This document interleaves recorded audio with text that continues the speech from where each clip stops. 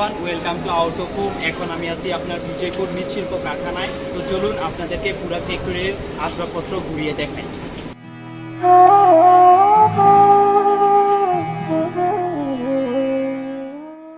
আমি আজ আপনাদেরকে দেখানোর চেষ্টা করব কিভাবে এখানে মাটির তৈরি তৈজসপত্র তৈরি করা হয়।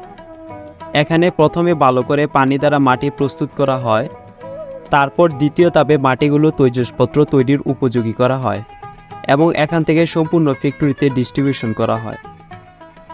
আর এদিকে দক্ষ কারিগর তাদের দক্ষতার মাধ্যমে অসাধারণ তৈজসপত্র ও কারুকার্য করে থাকেন।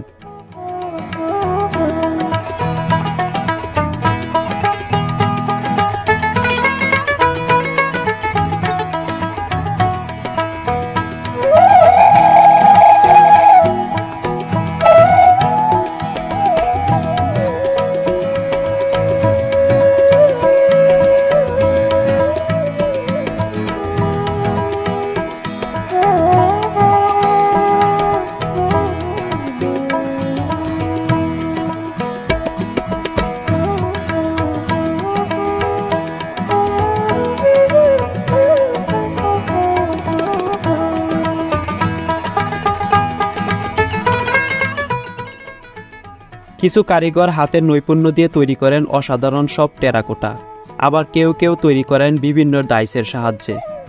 তো চলুন কিছু পুরাতন কারিগরদের সাথে কথা বলে এই বিষয়ে জানা যাক।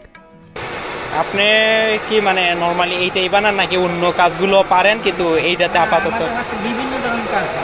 আপনিও কি ও আপনাদের কি কেউ একজন বলে যে আপনি এখন আমাদের লোক আছে তো আমাদের এই প্রোডাকশন ম্যানেজার আছে, আমাদেরকে সাইজ মাপ দেয়, তারপর আমরা এটা তৈরি করি। বেশিরভাগই অর্ডারের মাল দিয়ে মাল এসে যাবে। আর এইগুলো নরমালি রপ্তানি হয় কোন জায়গায়? বাংলাদেশও কি হয়? হ্যাঁ, বাংলাদেশে রপ্তানি হয়। আর বাহিরেও নাকি হয় শুনলাম?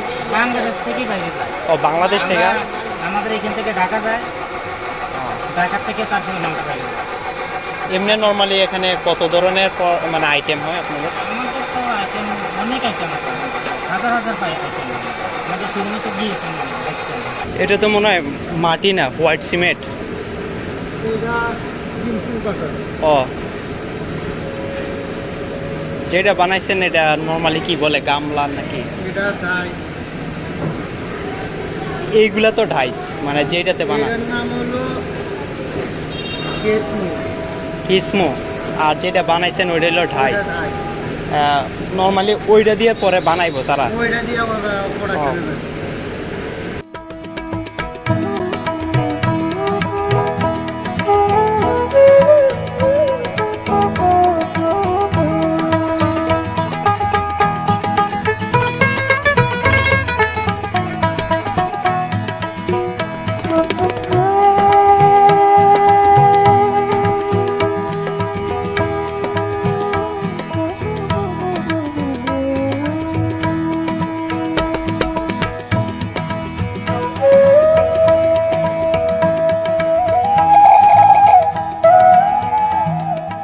সকল কাঁচা টেরাকোটাগুলো প্রাথমিকভাবে শুকানোর জন্য নিয়ে যাওয়া হয় খোলা মাঠে।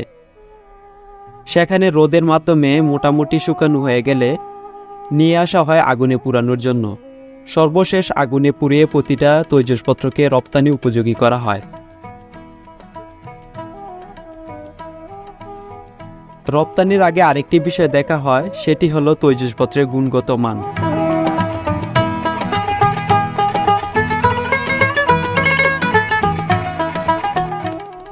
এই সকল টেরাকোটা ও মাটির তৈরি তৈজসপত্রগুলো রপ্তানি করা হয় দেশে ও দেশের বাহিরে, এবং তাদের স্টোররুমে প্রতিনিয়ত ভিড় করছে অসংখ্য ক্রেতারা, যারা এই সকল তৈজসপত্র তাদের বাসাবাড়ির সৌন্দর্য বৃদ্ধির জন্য ক্রয় করে থাকেন। তো আজ এই পর্যন্তই, দেখা হবে আবার আগামী কোনো ভিডিওতে। আমাদের ভিডিওগুলো যদি আপনাদের পছন্দ থাকে অবশ্যই পেজটি লাইক ও ফলো করবেন এবং ভিডিওটি শেয়ার করে দিবেন।